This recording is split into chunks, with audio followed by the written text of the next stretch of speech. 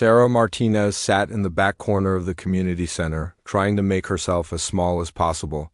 The old metal chair creaked under her as she shifted nervously, clutching a piece of sheet music that looked worn and simple compared to the thick books of music that other students carried. Her hands were sweating. As she wiped them on her jeans for the third time in 5 minutes, the community center buzzed with activity. Students walked around with their instruments, practicing scales and running through difficult passages. Some played violins, others had flutes, and a few carried guitar cases, but most of them, like Sarah, were piano students. They all seemed so confident, so sure of themselves. Sarah felt like she didn't belong here at all. She was only 16, and she had been playing piano for just 2 years. 2 years felt like nothing when she looked around the room. Jessica Chun, a girl from her school, was practicing a piece by Chopin that sounded incredibly difficult. Her fingers moved across an imaginary keyboard as she hummed the melody, her eyes closed in concentration. Jessica had been playing piano since she was 5. 11 years of experience showed in every note. The D. Near the front of the room, Marcus Williams was talking to his friends about the batch piece he would perform. He spoke about it like he was discussing the weather, casual and easy. Sarah had heard him play before during their group lessons. His music sounded like it came from someone much older, someone who had been born knowing how to make the piano sing. Sarah looked down at her own sheet music. The title read River's Song in simple black letters. The notes on the page looked so basic, so elementary. There were no complicated runs or dramatic crescendos. No fancy technical passages that would make people gasp in amazement. Just a gentle, flowing melody that any beginner could learn in a few weeks. Mrs. Chun, their piano teacher, had given her this piece 3 months ago. Sarah remembered that day clearly. She had been hoping for something more challenging, something that would prove she was improving. Instead, Mrs. Chun had handed her this simple tune with a smile. "This piece is perfect for you, Sarah, Mrs. Chun had said, "Trust me on this." At the time, Sarah had felt disappointed. She wanted to play the same difficult pieces as the other students. She wanted to feel important, talented, special. Instead, she felt like Mrs. Chun was treating her like a child who couldn't handle anything complicated. The other students had received pieces by famous composers. Rebecca got a beautiful Debussy piece that sounded like water dancing. Tommy received a Mozart sonata that was both playful and sophisticated.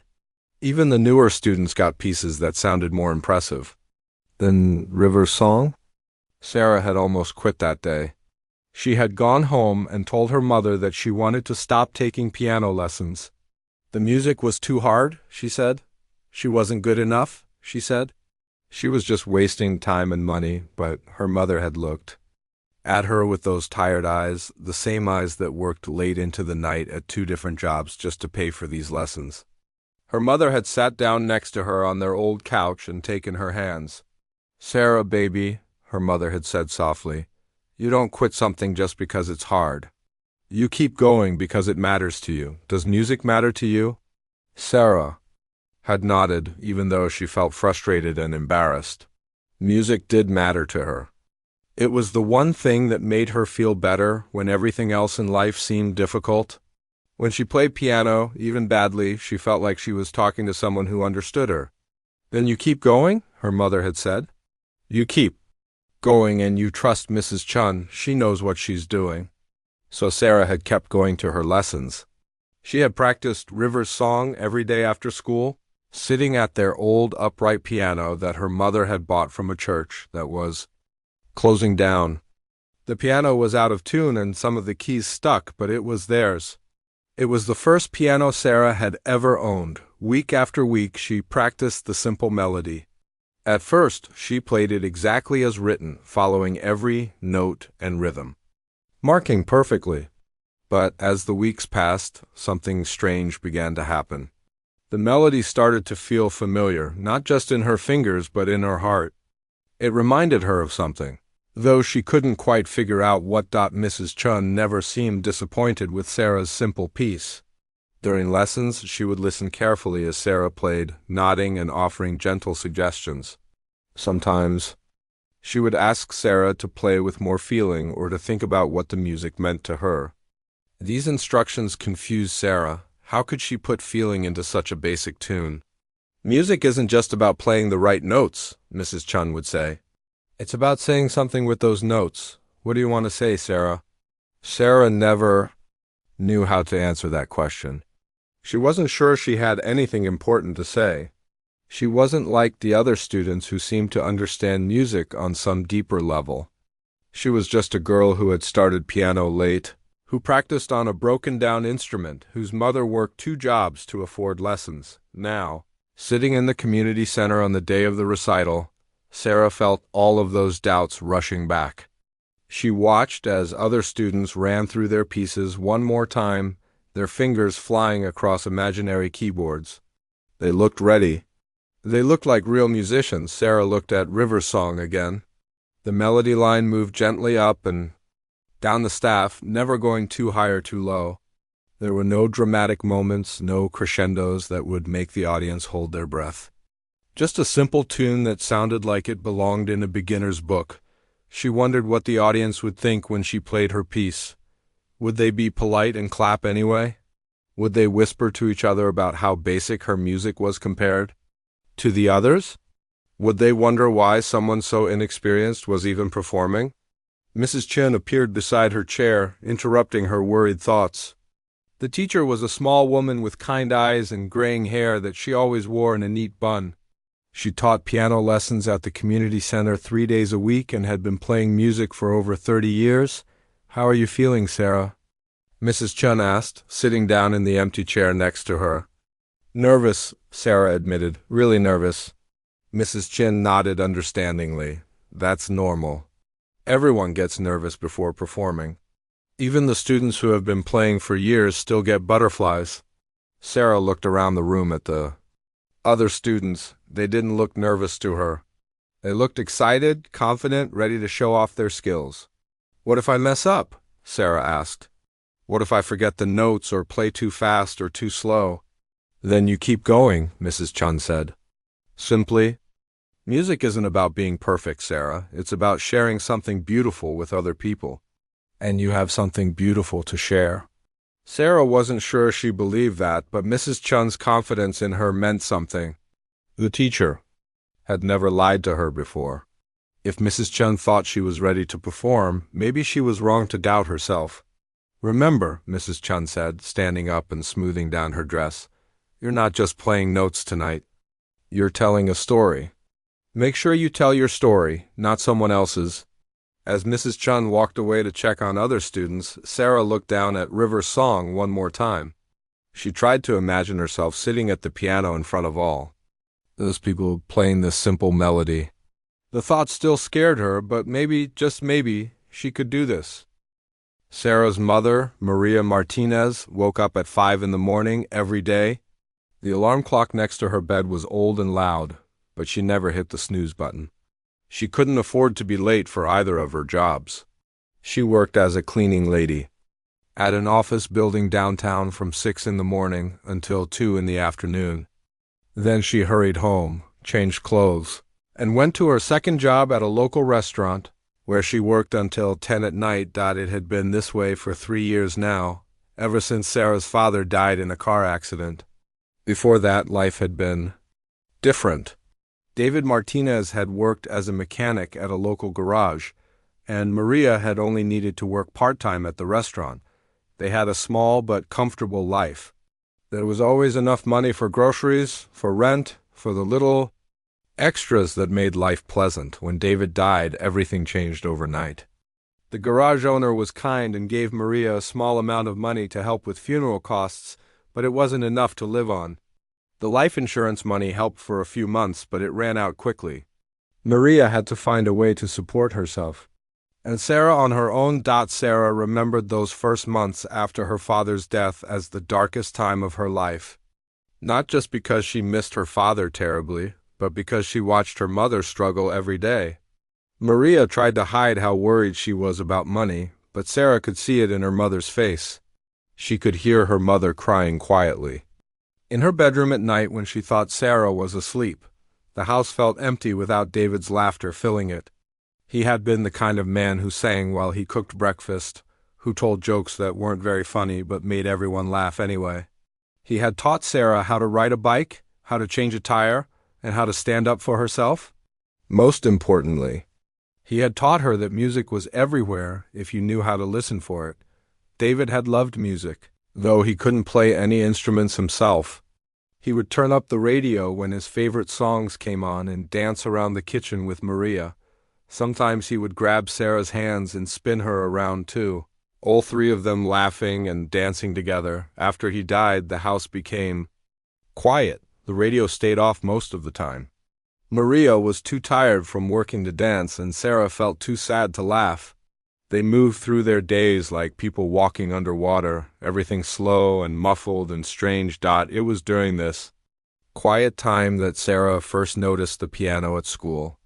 Her high school had an old upright piano in the music room that students could use during lunch or after school.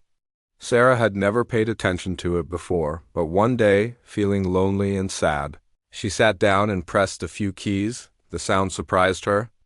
Even though the piano was old and not perfectly tuned, the notes rang out clear and pure. Sarah pressed another key, then another. She didn't know how to play anything, but there was something comforting about the sounds she could make. She started going to the music room every day during lunch. At first, she just pressed keys randomly, listening to the different sounds they made. Gradually, she began to figure out simple melodies by ear.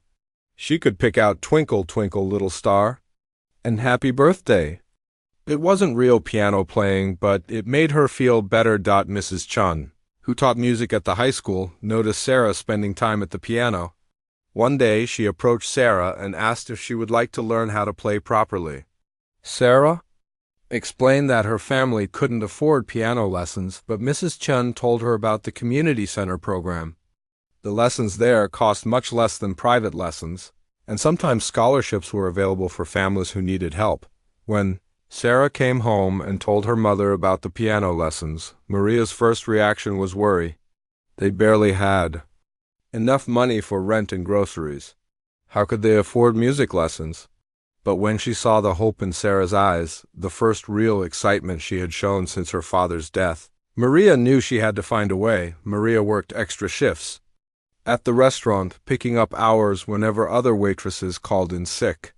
She sold some of David's tools, keeping only the ones that held special memories. She gave up her small luxuries, like her morning coffee from the cafe near work, making coffee at home instead. Every penny she saved went into a jar labeled Sarah's. Music. Finding a piano to practice on was even harder than paying for lessons. The community center had pianos, but they were only available during lesson times. Sarah needed a piano at home if she was going to improve. Maria spent weeks looking through classified ads and visiting yard sales, searching for a piano they could afford. Finally, she found one at a church that was closing down. The congregation was selling their furniture and equipment, including an old upright piano that had been in their fellowship hall for 20 years. It wasn't beautiful, the wood was scratched and some of the keys were yellowed with age, but it played all the right notes. Most importantly, it was something they could afford with the money Maria had saved. Getting the piano home was an adventure. Maria borrowed a truck from her boss at the restaurant and convinced 3 of her co-workers to help move it. The piano barely fit through the front door of their small apartment, and they had to rearrange all the furniture in the living room to make space for it. When it was finally in place, Sarah sat down and played Twinkle, Little Star on her very own piano. Maria stood behind her, watching her daughter's face light up with joy. All the extra hours at work, all the sacrifices, felt worth it in that moment. Sarah started taking lessons at the community center the following week. Mrs. Chun was patient and encouraging, but she was also honest about how much work it would take. Sarah was starting late. Most serious piano students began when they were very young. She would have to work twice as hard as other students to catch up. Maria could see the determination in Sarah's face during those first few months. Her daughter practiced every day after school, sometimes for hours. The neighbors never complained about the noise, even though the walls of their apartment building were thin. Maybe they understood that music was helping this family heal. Progress was slow at first. Sarah's fingers felt clumsy on the keys, and reading music was like learning a new language. But gradually, she began to improve. Simple melodies became easier. Her hands learned where to find the notes without looking. Most importantly, the sadness that had settled over their house began to lift. Note by note, Maria watched her daughter grow more confident with each lesson.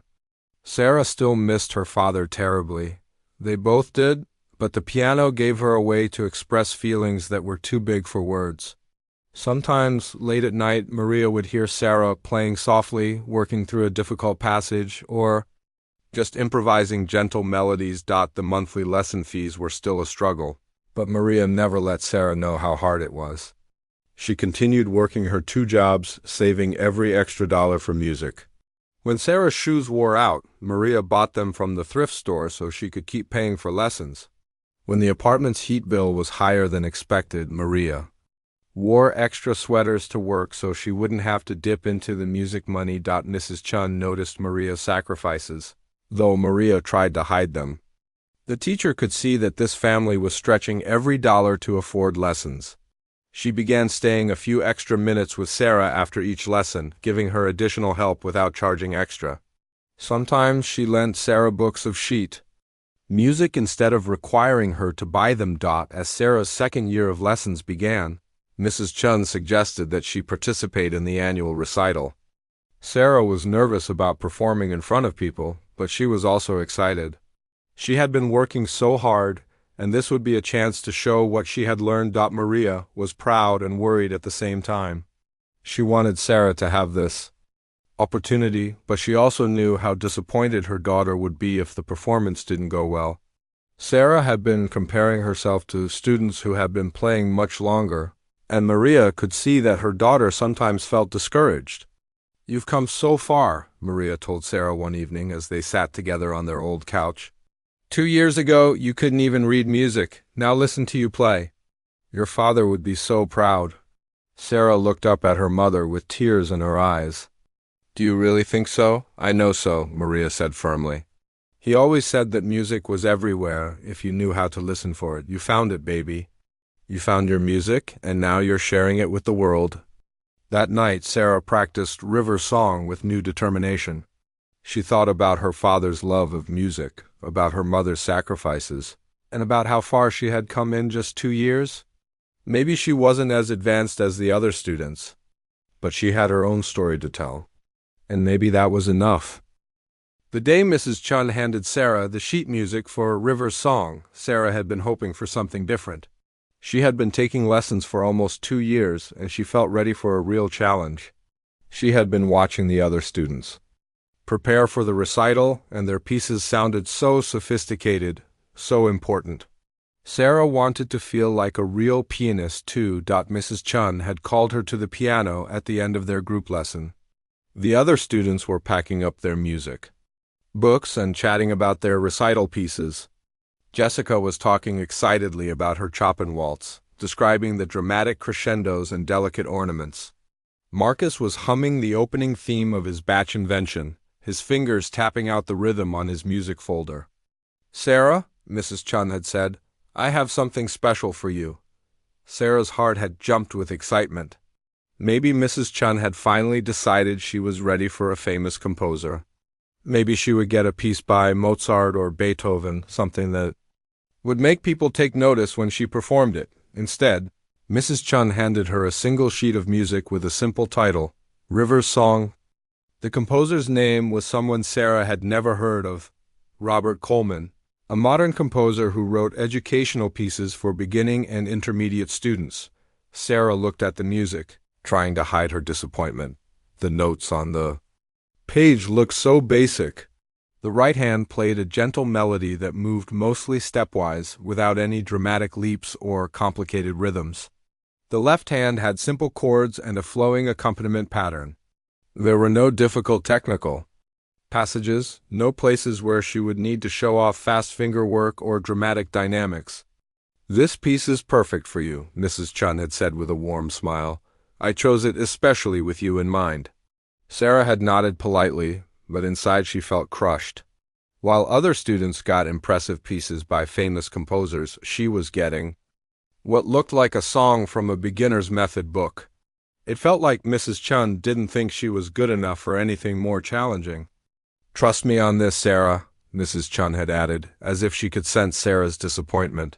"Sometimes the most beautiful music comes from the simplest melodies. This piece has something special about it, and I think you're the right person to bring it to life."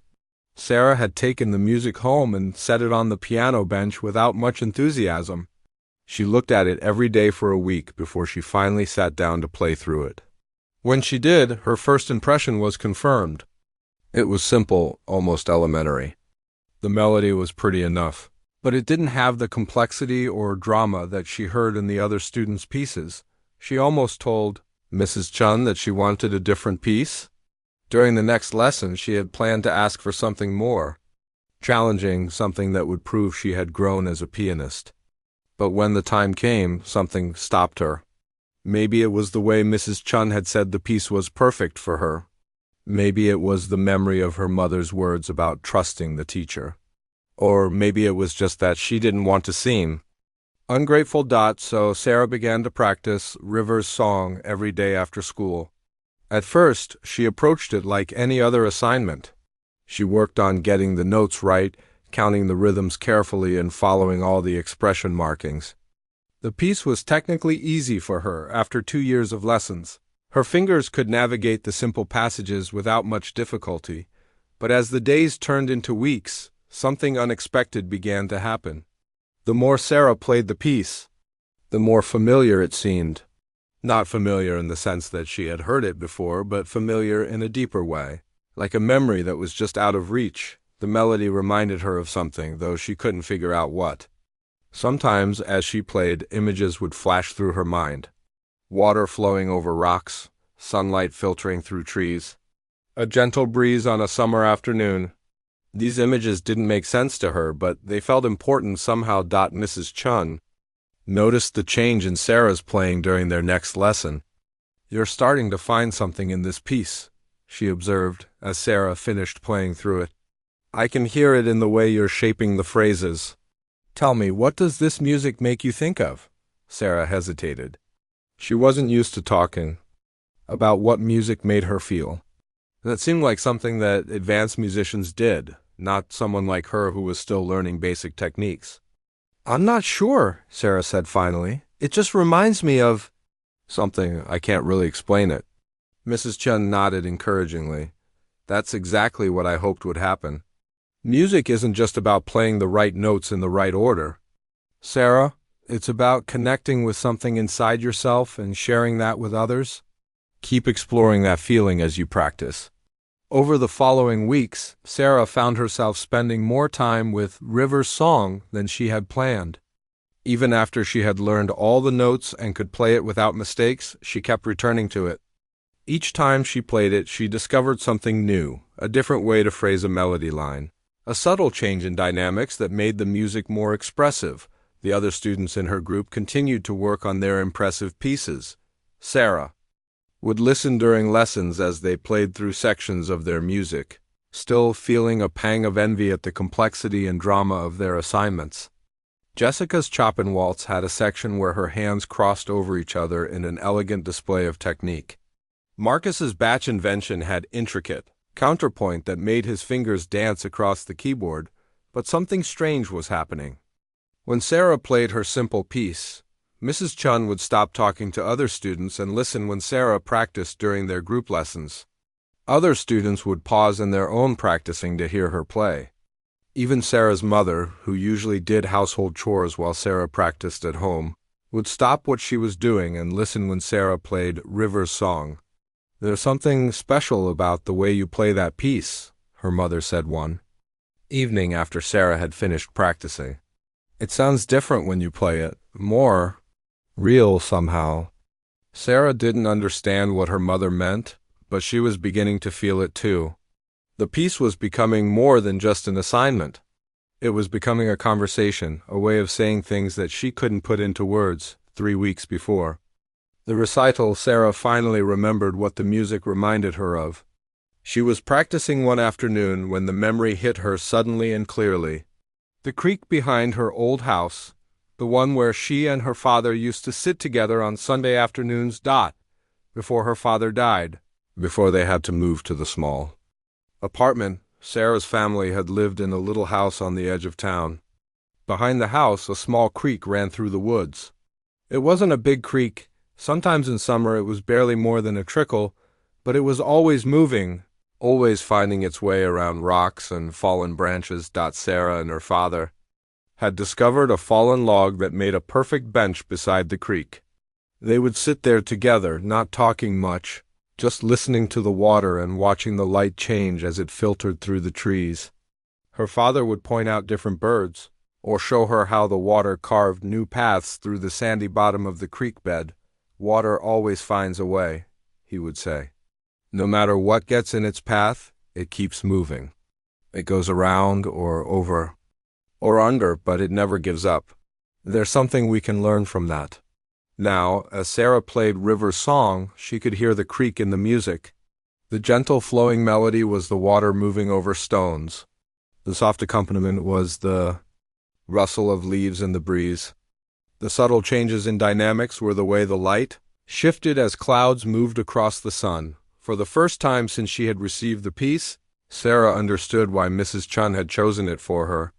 It wasn't because she wasn't good enough for something more challenging. It was because this piece could hold her memories, her feelings, her story. The simplicity of the music left room for her to fill it with meaning. Sarah began to practice with new intensity, but it was a different kind of intensity than before. She wasn't just working on getting the notes right anymore.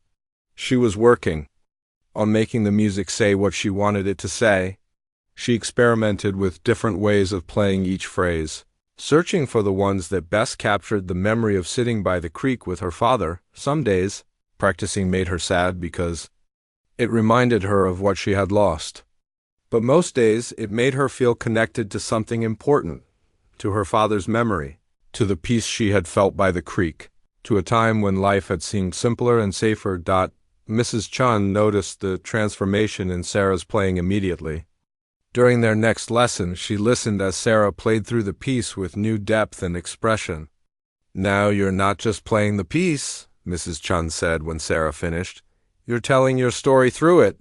That's what real musicians do. They find themselves in the music and share that with their audience." Sarah felt a warmth spread through her chest. For the first time, Mrs. Chun had called her a real musician. Maybe her piece wasn't as flashy or technically demanding as the others, but it was hers in a way that mattered more than impressive technique. As the recital approached, Sarah continued to refine her interpretation of River's Song. She was no longer embarrassed by its simplicity. Instead, she was beginning to understand that simplicity could be a strength, not a weakness. As the weeks passed, something remarkable began to happen with Sarah's practice sessions. What had started as a simple exercise in learning notes and rhythms slowly transformed into something deeper and more personal. Each time Sarah sat down at the old upright piano in their living room, River's Song revealed new layers of meaning. At first, the changes were small. Sarah found herself holding certain notes a little longer than the sheet music indicated, letting them ring out in the silence of the apartment. She began to play some phrases more softly, others with a gentle emphasis that wasn't written in the music. These weren't conscious decisions, they seemed to happen naturally, as if her hands were discovering what the music wanted to express.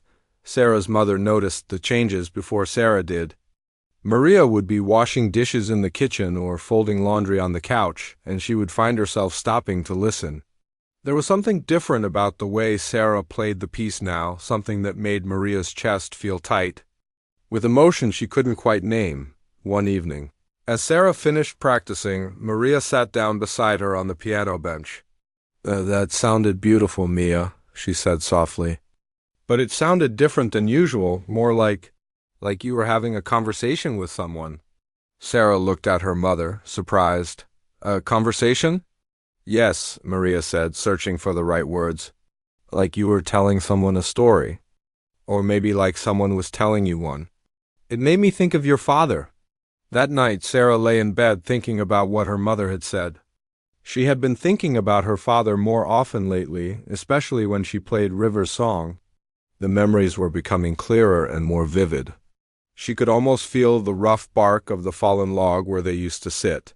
She could almost smell the damp earth and the green scent of the woods. The next afternoon, as she sat down to practice, Sarah decided to let herself follow those memories wherever they led. She closed her eyes and thought about the creek, about the way the water moved around obstacles, always gentle but persistent. She thought about her father's voice explaining how water carved its path through the landscape over time, patient and determined. When she opened her eyes and began to play, something had shifted. The music flowed from her fingers differently. Now, not as a series of notes to be executed correctly, but as a musical conversation with the memory of her father. The melody became the voice of the water, and her playing became the way she had felt sitting beside him, safe, loved, and at peace. Mrs. Chun noticed the change immediately during their next lesson. Sarah had been nervous about playing for her teacher, worried that her personal interpretation might be wrong somehow. But as she played through River's song, she watched Mrs. Chun's face light up with understanding and approval. "Sarah," Mrs. Chun said when she finished, "that was beautiful. You found your own voice in this piece. The music is the same, but you're saying something completely different with it now." "Is that okay?" Sarah asked. "I know I'm not playing it exactly like it's written. Some of the timing is different, and I'm adding things that aren't on the page," Mrs. Chun smiled. "That's exactly what you should be doing. The sheet music is just the beginning, like a recipe or a blueprint. The real music happens when you bring your own experience and understanding to it. You're not just playing River's song anymore, you're playing your version of it." This encouragement gave Sarah the confidence to explore even further. She began to think of different sections of the piece as different parts of her memory. The opening measures became the moment of arriving at the creek, the sense of anticipation and peace that came with settling into their special place. The middle section, where the melody climbed higher, became the conversations she and her father had shared, sometimes serious, sometimes playful, but always filled with love. The most challenging part to interpret was the ending. The music became very soft and gentle, with the melody dissolving into simple, quiet chords. Sarah experimented with different ways to play this section. Sometimes she played it sadly, thinking about how those times by the creek had ended with her father's death. But that didn't feel right. It made the whole piece feel tragic, and her memories of those afternoons weren't tragic. They were some of the happiest moments of her life. Finally, she found the right approach. She played the ending with a sense of peace and completion, like the feeling of watching the sun set through the trees at the end of a perfect day. The quiet wasn't empty or sad, it was full of contentment and love. It was the feeling of having been completely understood and accepted. As Sarah developed this interpretation, she began to notice that the piece affected other people too. During group lessons, she could see other students listening when she played. Some of them had initially seemed dismissive of her simple piece, but now they paid attention in a different way. One day, after a group lesson, Marcus approached her as she was packing up her music. Marcus was one of the most advanced students in their group, and Sarah had always felt intimidated by his skill and confidence. "That piece you're working on," he said, "it's really something. I mean, it's not technically difficult or anything, but when you play it, I don't know, it makes me feel things." Sarah was surprised and touched by his comment. "Thank you," she said. "I wasn't sure if other people would understand it." "Oh, they understand it," Marcus said. "Maybe they don't understand what it means to you specifically, but they can hear that it means something important. That's what good music does. It connects with people even if they don't know why." This conversation gave Sarah a new understanding of what she was doing with River's song. She wasn't just learning to play a piece of music, she was learning to communicate through music. She was discovering that her simple melody could carry deep emotions and memories, and that other people could sense that depth even If they didn't know the specific story behind it, Mrs. Chun began using Sarah as an example in her teaching with other students. She would talk about how music became meaningful when the performer brought personal experience and emotion to it. She would describe how Sarah had transformed a simple educational piece into something moving and authentic. Technical skill is important, Mrs. Chen would tell her students, but it's not everything. The most memorable performances come from musicians who have something to say and know how to say it through their instrument. Sarah is learning to do that, and you can hear the difference in her playing. Sarah was both proud and embarrassed by this attention. She was pleased that Mrs. Chun thought highly of her musical development, but she also worried that she was being held up as an example for the wrong reasons.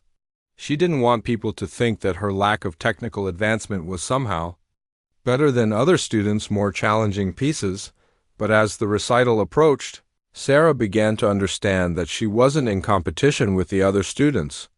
They were all on different musical journeys and each had something unique to offer. Jessica's Chopin waltz showcased her technical precision and natural elegance. Marcus's Bach invention demonstrated his intellectual understanding of complex musical structures.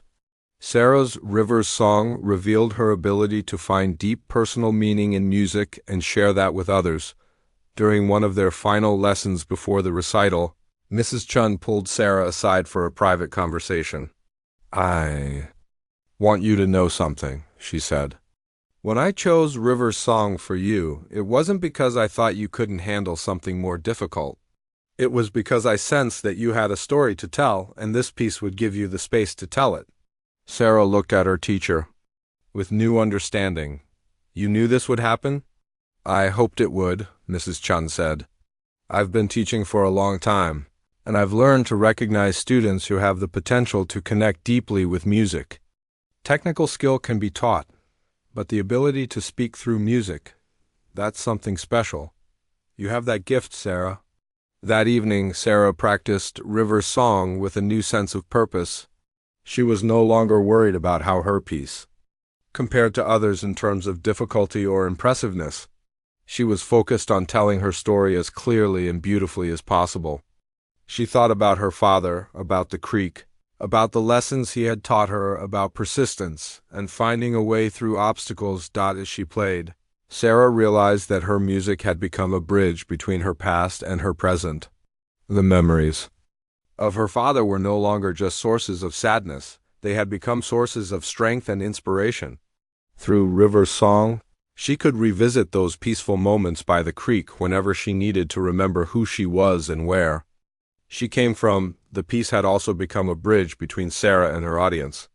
She was learning that music could be a universal language, a way to share feelings and experiences that were difficult to express in words. Even though her specific memories were personal to her, the emotions behind them, love, loss, peace, hope, were things that everyone could understand. As she finished her practice session that night, Sarah felt ready for the recital in a way she had never expected. She wasn't ready because she could play her piece perfectly without mistakes, though she could. She was ready because she had something meaningful to share, and she had learned how to share it through music. The evening of the recital arrived with a gray sky that threatened rain. Sarah stood at her bedroom window, watching dark clouds gather over the community center where she would perform in just 2 hours. Her stomach felt like it was full of butterflies, and her hands were already starting to sweat. Even though she hadn't touched the piano yet, she had been ready that morning. During her final practice session, River's song had flowed from her fingers beautifully, filled with all the emotion and meaning she had discovered over the past months. But now, as the reality of performing in front of a real audience set in, all her confidence seemed to be draining away. Sarah's mother knocked on her bedroom door. "Mia, are you ready? We should leave soon if we want to get there early." "I don't think I can do this, Mom," Sarah said, turning away from the window. "What if I mess up? What if I forget the notes or play too fast or freeze up completely?" Maria sat down on Sarah's bed and patted the space next to her. "Come here, baby." Sarah sat down beside her mother, feeling like a little girl again. "Oh, The maturity and confidence she had gained through months of preparation seemed to have disappeared. "You know what your father used to say when he was nervous about something?" Maria asked, putting her arm around Sarah's shoulders. Sarah shook her head. "He used to say that being nervous meant you cared about something, and caring about things was what made life worth living. He said that if you weren't a little bit scared, you probably weren't doing anything important." "But what if I embarrass myself?" Sarah asked. "What if everyone realizes that I don't belong up there with the other students?" "Oh, Mia," Maria said softly. "You belong there just as much as anyone else. You've worked so hard, and you have something beautiful to share with people. Don't let fear steal that away from you." They arrived at the community center an hour before the recital was scheduled to begin. Sarah had hoped that seeing the familiar space would make her feel more comfortable, but instead it made everything feel more real and more frightening. The piano on stage looked enormous under the bright lights. Rows of chairs had been set up for the audience, and people were already starting to arrive. Sarah watched as other students and their families filled the seats. She recognized some faces from previous community center events, but many were strangers. The thought of playing her personal, emotional piece in front of people she didn't know made her feel exposed and vulnerable. Mrs. Chun gathered all the students in a small room behind the stage for final instructions. Sarah looked around at her fellow performers, and her anxiety grew worse. Jessica looked calm and confident, running through finger exercises to keep her hands warm. Marcus was humming his batch piece under his breath, completely focused and prepared. Even the younger students seemed more composed than Sarah felt. "Remember," Mrs. Chun said to the group, "tonight is not about being perfect. It's about sharing your music with people who care about you. Your families are here because they love you and they're proud of you. The other audience members are here because they enjoy listening to young musicians grow and develop. Everyone wants you to succeed." Sarah tried to take comfort in Mrs. Chun's words, but her mind kept focusing on all the things that could go wrong. What if she hit a wrong note in a quiet section where everyone would hear it? What if her hands shook so badly that she couldn't play at all? What if people compared her simple piece to the more advanced music the other students were performing and found it lacking? The recital began, and Sarah sat in the wings listening to the other performances. The first student, a 10-year-old boy named Tommy, played a cheerful Mozart piece with enthusiasm and only a few small mistakes. The audience clapped warmly, and Tommy grinned as he took his bow. Next came Rebecca, who performed a beautiful Debussy piece that sounded like water dancing in moonlight. Her technique was impressive, and the audience responded with appreciative applause. Sarah felt a pang of envy. Rebecca's piece sounded so sophisticated and mature compared to River's song. As more students performed, Sarah's nervousness grew worse instead of better. Jessica's Chopin waltz was elegant and technically flawless. The audience seemed captivated by her performance, and she received enthusiastic applause. Marcus's batch invention was intellectually complex and beautifully structured, showcasing his musical understanding and skill. By the time it was almost Sarah's turn, she was seriously considering running away. Her hands were shaking, her heart was pounding, and she felt dizzy with anxiety. She had never felt so unprepared or so out of place. Mrs. Chun appeared beside her as the student before her finished performing. "How are you feeling, Sarah?" "Terrible," Sarah admitted. "I don't think I can do this. Everyone else is so much better than me. Their pieces are so impressive, and mine is just simple." Mrs. Chun looked at her with kind but serious eyes. "Sarah, do you remember what we talked about during our lessons? About how music isn't just about impressing people with technical difficulty?" Sarah nodded, though she wasn't sure she believed it anymore. "The audience doesn't need another flashy performance tonight," Mrs. Chun continued. "They need what you have to offer, something real, something from the heart. You've spent months finding your voice in this piece. Don't let fear silence that voice now." "But what if they don't understand it?" Sarah asked. "What if they think it's boring compared to the other pieces?" "Then that's their loss," Mrs. Chun said firmly. "But I don't think that will happen.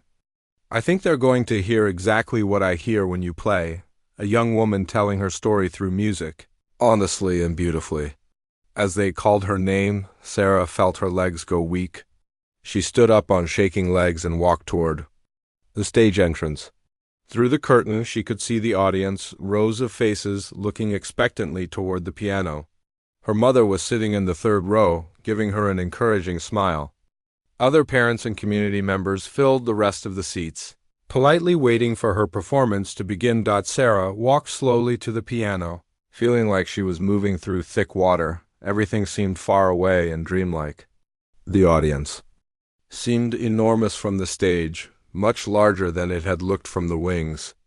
The piano bench seemed miles away, and the piano itself looked like a huge, intimidating monster waiting to expose all her inadequacies. She sat down at the bench and adjusted its height, stalling for time. Her hands felt cold and stiff as she placed them on the keys. She could hear her heart beating so loudly that she was sure the audience could hear it. Sarah looked out at the audience one more time before beginning. She could see her mother's face, full of love and pride and encouragement. She could see Mrs. Chun standing at the side of the stage, nodding reassuringly. She could see other faces, some familiar and some strange, but all waiting patiently for her to share her music with them. For a moment, Sarah seriously considered standing up and walking off the stage. She could claim she was sick, or that she had forgotten her music, or any number of excuses. No one would blame her, and she wouldn't have to face the possibility of failure or embarrassment. But then she thought about all the work she had put into learning River's song. She thought about her mother's sacrifices to pay for lessons, about the hours of practice on their old piano, about the way Mrs. Chen had believed in her even when she didn't believe in herself. She thought about her father and the creek and the lessons about water finding its way around obstacles. Sarah closed her eyes and took a deep breath. When she opened them again, she tried to forget about the audience, about comparing herself to other students, about all the ways the performance could go wrong. Instead, she tried to remember why she loved this piece and what it meant to her. She placed her hands on the keys and prepared to begin. Her hands were still shaking slightly, and her heart was still racing, but she had made her decision. She was going to play River's song the way she had learned to play it, not as a showcase of technical skill, but as a conversation with the memory of her father, as a bridge between her past and her present, as her own small way of sharing something true and meaningful with the world. The recital hall fell completely silent as Sarah prepared to play. In that moment of silence, she felt the weight of everyone's expectations, but she also felt something else, the presence of all the people who believed in her and wanted her to succeed. She thought one more time about water finding its way, persistent and gentle and unstoppable. Then she began to play. Sarah's hands trembled as she placed them on the piano keys. The community center stage felt like the edge of a cliff, and the audience below seemed to stretch endlessly into the darkness beyond the bright stage lights. Her heart hammered against her ribs so hard that she wondered if everyone could hear it. Through the microphone that had been placed near the piano, she had walked to the piano on legs that felt like they belonged to someone else each step across. The stage had echoed in the silence, and now she sat on the bench feeling completely alone and exposed. The familiar weight of the piano keys under her fingertips felt foreign and strange. This wasn't her old upright piano at home with its slightly sticky keys and out of tune. Middle C, this was a real performance piano, perfectly tuned and responsive, waiting for her to prove herself worthy of it. For a long moment, Sarah just sat there, her hands poised above the keys but unable to move. The silence stretched on, and she could almost feel the audience's polite expectation turning into concern. Mrs. Cheen had told them that a brief pause before beginning was normal, even professional, but this pause was lasting too long. People were probably wondering if something was wrong. Sarah's mind raced with all the things that could go wrong. She could forget the opening notes. She could play too fast or too slow. Her hands could shake so badly that the music would sound choppy and nervous. The audience could compare her simple piece to the impressive works that had come before and find it lacking. They could sit through her performance politely but without interest. waiting for it to end so they could move on to more exciting music. But then, in the midst of all this panic, something unexpected happened. Sarah closed her eyes and, without meaning to, thought about her father. Not the sad thoughts about missing him that usually made her cry, but a specific, clear memory from one of their afternoons by the creek. She remembered a day when she had been about 12 years old, frustrated because she couldn't skip stones the way her father could. He could make a flat rock bounce across the water's surface 4 or 5 times, but hers always sank immediately. She had been ready to give up, declaring that she would never be able to do it right. "You know what your problem is, Mia?" Her father had said, picking up another stone and examining it carefully. "You're trying too hard to make it perfect. You're thinking so much about the result that you're forgetting to feel the motion." He had demonstrated again, his arm moving in a smooth, natural arc. The stone skipped gracefully across the water. "It's not about forcing it to work," he had explained. "It's about working with the water, understanding how it wants to move. Stop fighting it and start dancing with it." Now, sitting at the piano with her eyes closed, Sarah felt that memory wash over her like cool water. She realized that she had been approaching this performance the same way she had approached. Stone skipping, thinking so hard about doing it right that she had forgotten to feel the music. Sarah took a deep breath and let her hands settle naturally on the keys. Instead of thinking about the audience or worrying about mistakes, she thought about the creek. She remembered the sound of water moving over stones, the way it would gather in small pools before spilling over into the next section of the stream. She remembered the feeling of peace that came from sitting beside her father, watching the water and listening to his voice. When Sarah began to play River's Song, it was as if she had been transported back to that fallen log beside the creek.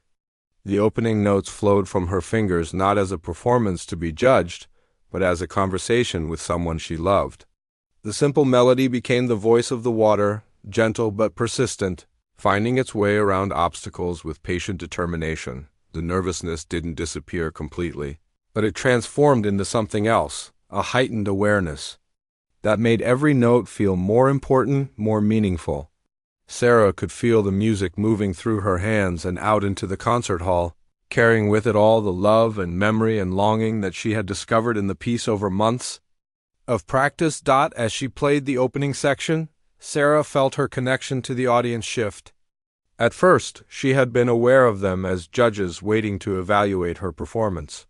Now she began to sense them as fellow human beings who might understand the feelings she was trying to express. She wasn't performing for them anymore. She was sharing something with them. The middle section of River's Song had always been Sarah's favorite part to play. The melody climbed higher, becoming more expressive and emotional. In her practice sessions, this section had become associated with the conversations she and her father had shared by the creek, sometimes about serious things like school or friends, sometimes about silly things that made them both laugh. Sarah played this section in the recital. She felt her father's presence so strongly that she almost expected to open her eyes and see him sitting in the front row. She played the climbing melody with all the warmth and affection she had felt during those long-ago conversations. The notes sang out clearly and purely, each one shaped by genuine emotion rather than technical calculation.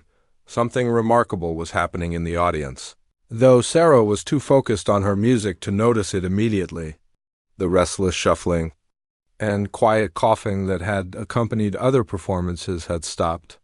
Parents who had been checking their phones discreetly tucked them away. Children who had been fidgeting in their seats sat still, drawn into the gentle flow of the music. Sarah's mother, sitting in the third row, felt tears prick her eyes as she listened to her daughter play. She could hear something in Sarah's performance that she had never heard before, a maturity and depth of expression that seemed to come from somewhere beyond Sarah's 16 years.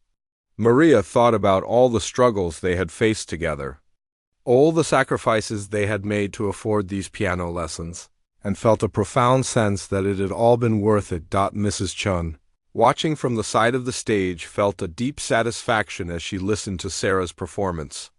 This was exactly what she had hoped would happen when she chose River's Song for Sarah, The teacher had recognized something special in Sarah from their early lessons. Not just musical talent, but an emotional honesty that could transform even simple music into something profound.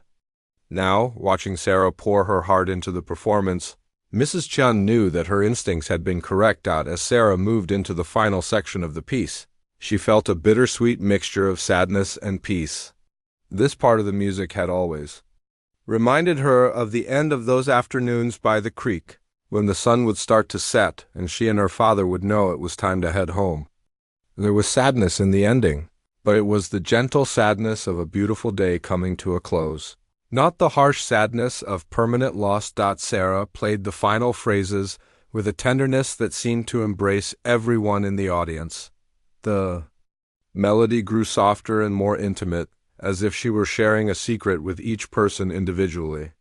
The left-hand accompaniment became barely audible, like the whisper of wind through leaves or the distant murmur of water over stones.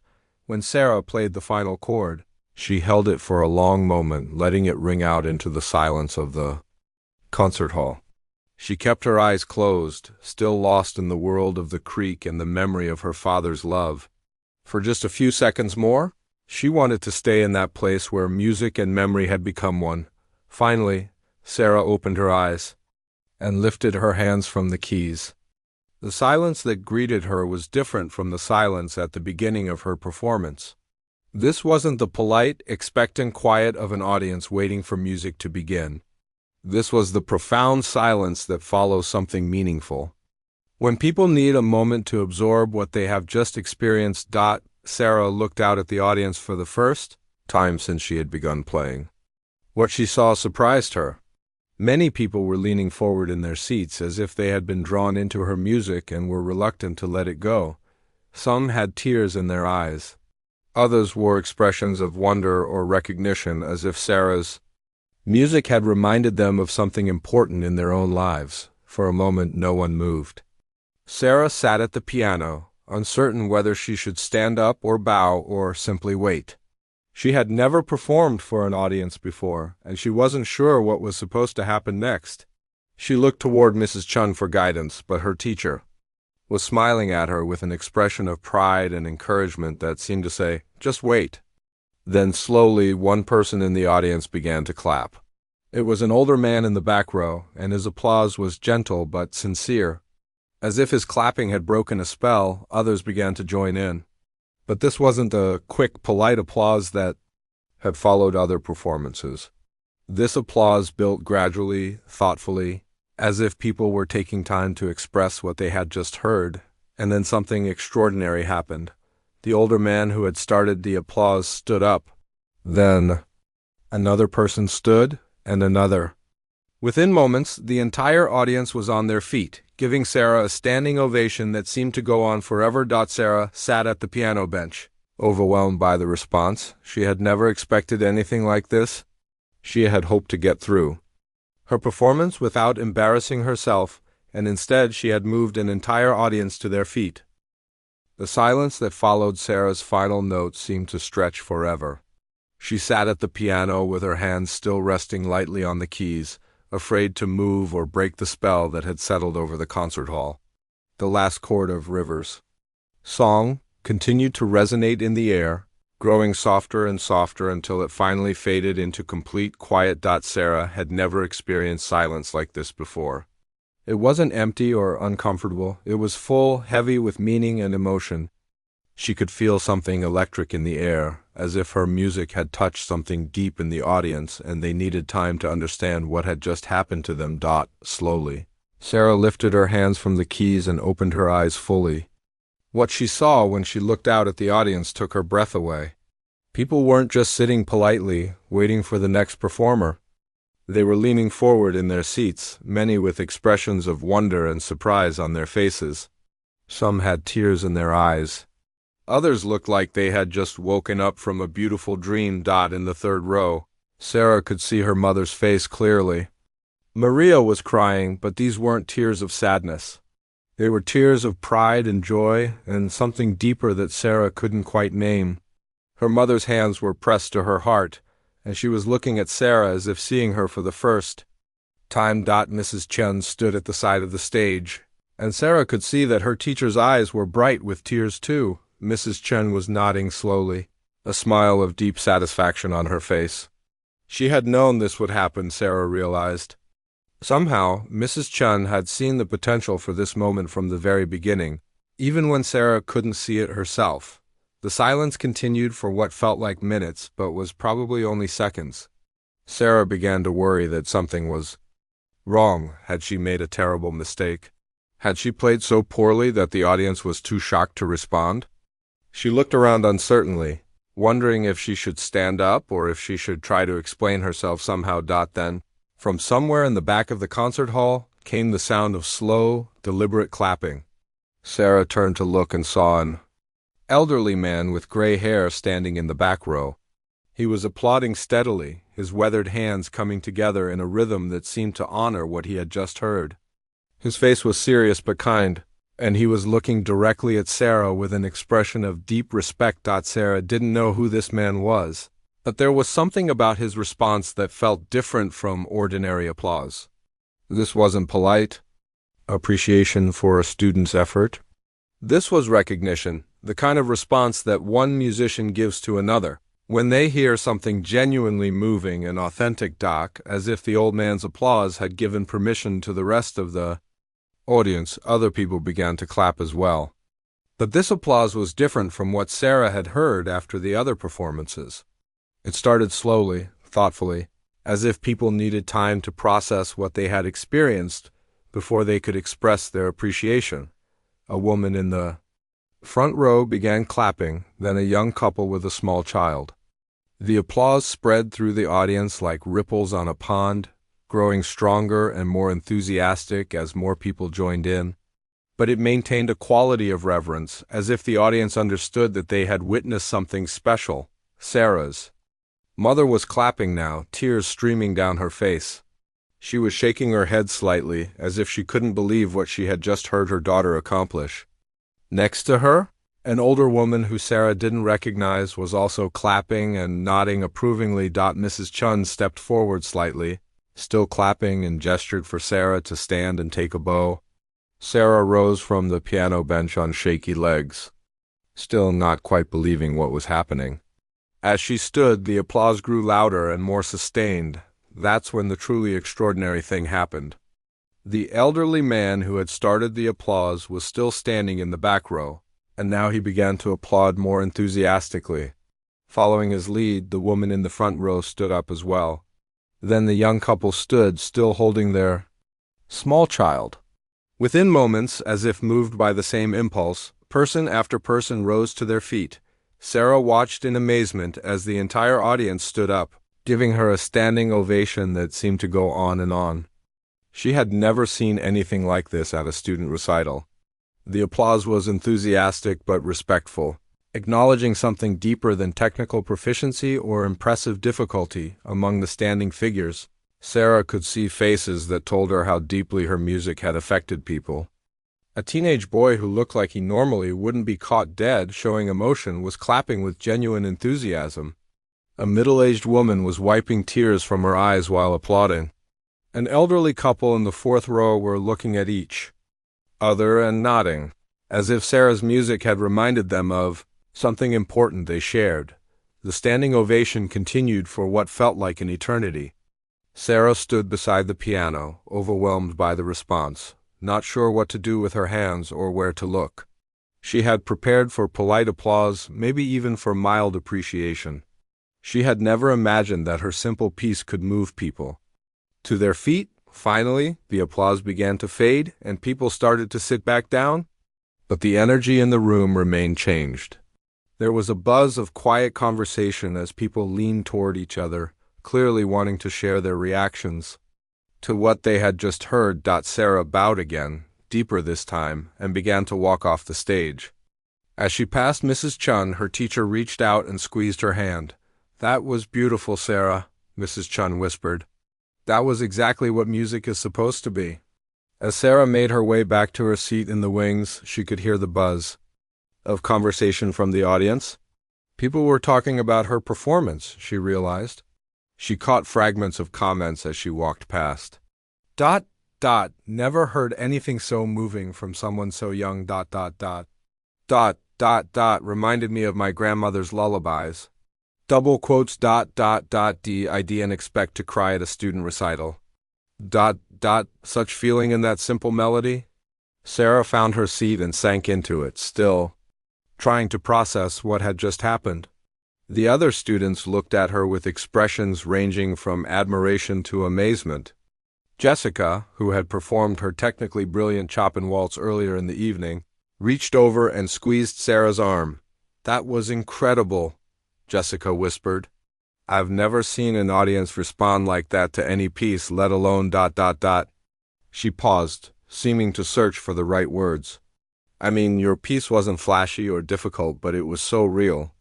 It made me feel things I didn't expect to feel." Marcus, the advanced student who had performed the complex batch invention, leaned over from his seat. "You know what just happened, right?" he asked quietly. "You just gave a real performance. Not just a student recital performance, a real one. I've been to professional concerts where the audience wasn't that moved." Sarah looked at him in surprise. "Really?" "Really," Marcus confirmed. "I don't know what you were thinking about while you played, but whatever it was, it came through in your music. Everyone in that audience felt it." As the recital continued with the remaining students, Sarah tried to understand what had happened to her up on that stage. She had walked to the piano terrified and convinced that she didn't belong there. She had played a simple piece that she had initially been embarrassed about. But somehow, in the process of playing River's song, she had found something she didn't even know she was looking for. She had found her voice as a musician. Not her technical voice. She still had years of work ahead of her to develop her skills. But her artistic voice, her ability to communicate something meaningful through music. She had discovered that she had something worth saying and that people wanted to hear it. The standing ovation hadn't been for technical perfection or impressive difficulty. It had been for honesty, for emotion, for the courage to share something deeply personal with a room full of strangers. Sarah had learned that the most powerful music came not from showing off what you could do, but from sharing who you were. As the final student performed and the recital drew to a close, Sarah felt a profound sense of gratitude. She was grateful to Mrs. Chun for choosing the perfect piece for her and believing in her potential. She was grateful to her mother for all the sacrifices that had made these lessons possible. She was grateful to her father, whose memory had given depth and meaning to her music. Most of all, she was grateful for the lessons she had learned tonight, that her own story, her own feelings, her own voice were valuable and worth sharing. River's song had taught her that music wasn't about impressing people or competing with others. It was about connecting with something true inside yourself and having the courage to let that truth flow out into the world. The audience that night had heard that truth in her playing, and they had responded with their hearts. Sarah would never forget the sight of all those people rising to their feet, not just to applaud her performance, but to honor the genuine emotion she had shared with them. It was a moment that would change how she thought about music and about herself for the rest of her life. The standing ovation seemed to last forever, but when it finally ended and people began to sit back down, Sarah realized that something fundamental had changed inside her. As she walked off the stage and back to her seat among the other students, she felt different than she had when she walked onto it. The terrified, uncertain girl who had approached the piano had been replaced by someone who knew she had something valuable to offer the world. The rest of the recital continued around her, but Sarah found it hard to focus on the remaining performances. Her mind kept returning to those moments at the piano when she had felt so connected to her music and, through it, to the memory of her father. She kept thinking about the faces in the audience, the tears, the smiles, the expressions of recognition and understanding. When the recital finally ended and all the students had performed, Mrs. Chun gathered them together on stage for a group bow.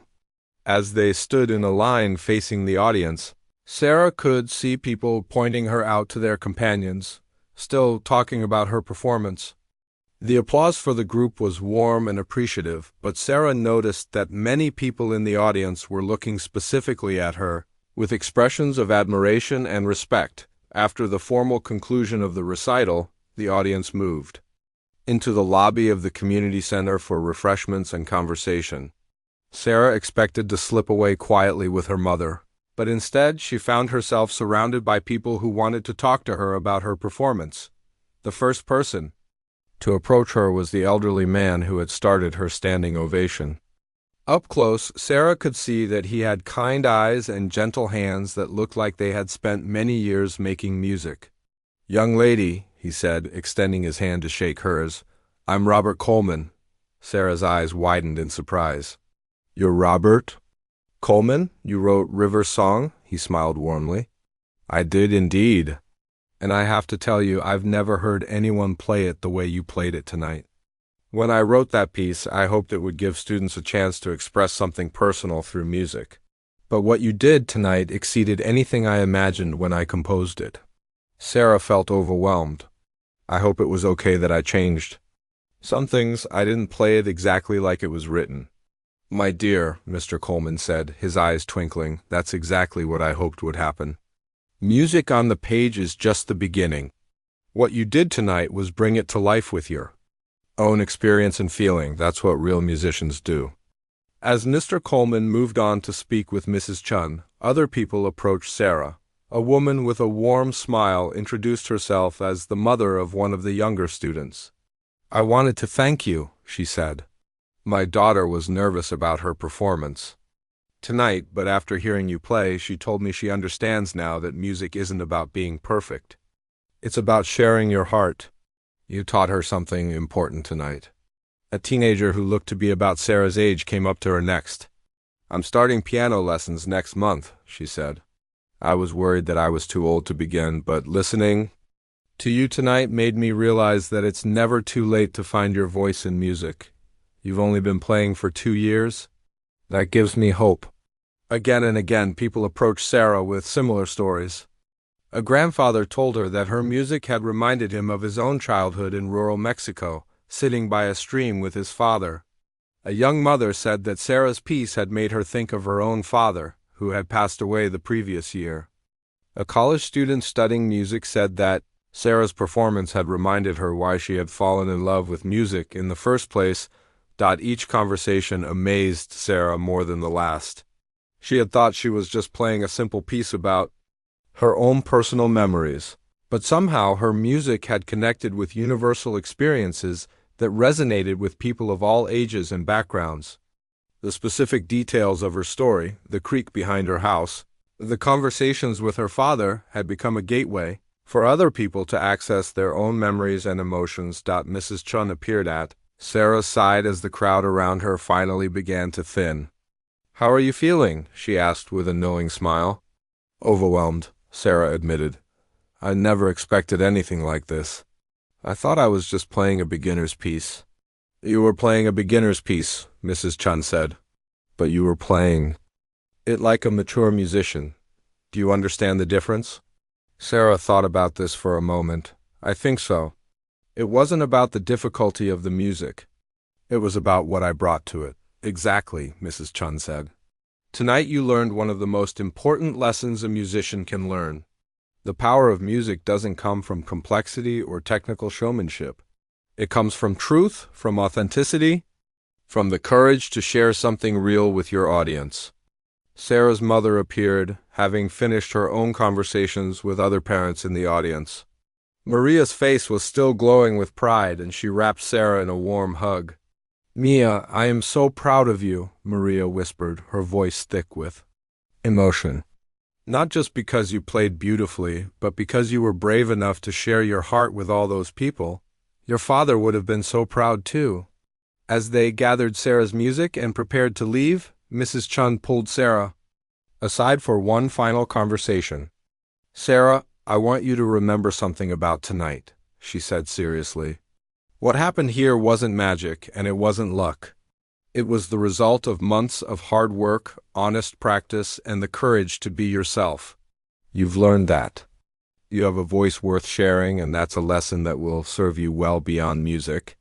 "Will I ever be able to do this again?" Sarah asked. suddenly worried that this had been a one-time experience that she would never be able to repeat. Mrs. Chun smiled. Of course you will. In fact, now that you've found your voice, you'll find it easier to bring that same authenticity to other pieces. Tonight wasn't the end of your musical journey, it was the real beginning. As Sarah and her mother walked home through the quiet streets, Sarah felt a deep sense of peace and satisfaction. The nervousness and self-doubt that had plagued her for weeks had been replaced by a quiet confidence that had nothing to do with arrogance or pride. She had learned that she didn't need to be the most technically advanced student or play the most difficult pieces to make a meaningful contribution to the world of music. "Mom," Sarah said as they reached their apartment building, "thank you for making all this possible. I know how hard you've worked to pay for my lessons." Maria stopped walking and turned to face her daughter. "Sarah, do you know what made tonight worth every extra shift at work, every sacrifice I've made?" Sarah shook her head. "It wasn't hearing you play perfectly, though you did play beautifully. It was seeing you discover who you are and what you're capable of. Tonight you learned that your story matters, that your feelings are worth expressing, and that you have something valuable to give to the world. That's worth more than all the money in the world." That night, Sarah sat at their old upright piano and played River's Song one more time, but now it felt different. The piece that had once seemed too simple, too basic for a real recital, had become something precious and powerful. It had taught her that the most profound music often comes from the simplest sources, and that her own experience and emotions were worthy of being shared with others. As she played, Sarah thought about the creek behind her old house, about her father's gentle wisdom, and about the lesson he had taught her about water finding its way around obstacles. Tonight, she had learned that music was like that water. It could flow around barriers of fear and self-doubt, finding its way to touch people's hearts in ways that surprised everyone, including the musician herself. The last notes of River's Song faded into the quiet of their small apartment, but the lesson Sarah had learned that night would resonate in her heart for years to come. She had discovered that being a musician wasn't about impressing people with flashy technique or complex pieces. It was about finding the courage to share your authentic self with the world, and trusting that your own story, however simple it might seem, was worth telling. In the months and years that followed, Sarah would go on to learn more difficult pieces and develop her technical skills. But she would never forget the night when she learned the most important lesson of all, that the most powerful music comes not from what you can do with your hands, but from what you're willing to share with your heart. The standing ovation that night had been for more than just a well-played piece of music. It had been recognition of a young woman who had found her voice and used it to remind everyone in that room of the power of authentic expression. Sarah had learned that sometimes the simplest melodies, when played with genuine emotion and honest intention, could move people more deeply than the most complex and technically demanding compositions. As she finally closed the piano lid and prepared for bed, Sarah smiled to herself. Tomorrow she would begin working on new pieces, facing new challenges, and continuing her musical journey. But she would carry with her the confidence that came from knowing she had something valuable to say through music, and the courage to say it. The girl who had been afraid she didn't belong on that stage had discovered that she not only belonged there, but that she had something unique and meaningful to contribute. River's Song had taught her that water always finds its way. And tonight,